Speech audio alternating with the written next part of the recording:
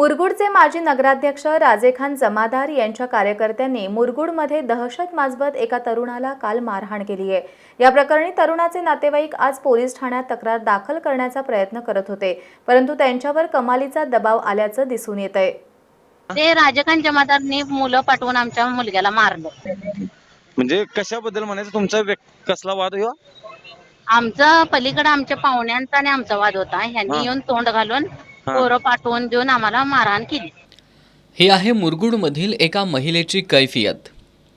एकीकडे मुख्यमंत्री एकनाथ शिंदे लोकसभा निवडणुकीच्या जोडण्या लावण्यात व्यस्त असताना त्यांच्याच पक्षाचे पदाधिकारी आणि मुरगुडचे माजी नगराध्यक्ष राजेखान जमादार यांचे कार्यकर्ते एका तरुणाला मारहाण करतात। त्याच्याही पुढची संतापजनक गोष्ट म्हणजे या तरुणाच्या नातेवाईक महिलेचं आज दिवसभरात 2 वेळा पोलीस ठाण्यात जाऊनही तक्रार दाखल करण्याचं धाडस झालं नाही, असं खुद्द या महिलेनं आमच्या प्रतिनिधीशी बोलताना सांगितलं। मारहाण झालेल्या तरुणाच्या नातेवाईकांवर त्यांनी पोलिसात तक्रार दाखल करू नये यासाठी त्यांच्यावर किती दबाव असेल हे या महिलेच्या बोलण्यावरून लक्षात येतंय। अरे जास्त लागले काय मुलग्याला? मग तुमच्या मुलग्याला लागला, मी दवाखान्याला आता आलोय। कालपासून त्रास व्हायलाय त्याला। तुम्ही काय तशी तक्रार वगैरे दिली आहे पोलीस स्टेशनला?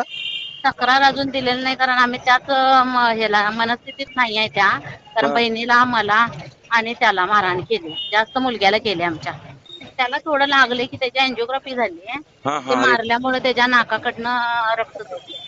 आम्हाला आता कसं, आम्हाला अजून तक्रार आम्ही देण्याच्या मनस्थितीत नाही आहे। आम्ही 2दा गेलो, 2दा तिथनं आलोय पोलीस स्टेशनवरनं, कारण आम्हाला त्रास व्हायलाय भयानक।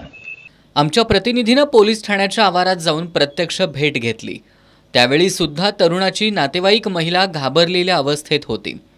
तिच्या बोलण्यावरून तिनं तक्रार दाखल करू नये यासाठी दबाव असल्याचं स्पष्टपणे जाणवत होतं।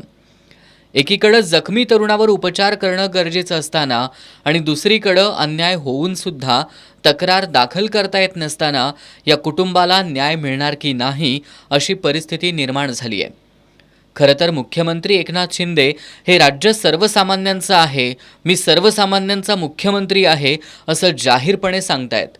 मग त्यांच्याच पक्षाच्या एका पदाधिकाऱ्याच्या समर्थकांनी एका तरुणाला मारहाण करणं आणि या संदर्भात न्याय मागण्याचा प्रयत्न करणाऱ्या तरुणाच्या नातेवाईकांना रोखण्याच्या घटनेतून खरंच या राज्यात सर्वसामान्यांना न्याय मिळतो का, असा सवाल आता उपस्थित होऊ लागलाय।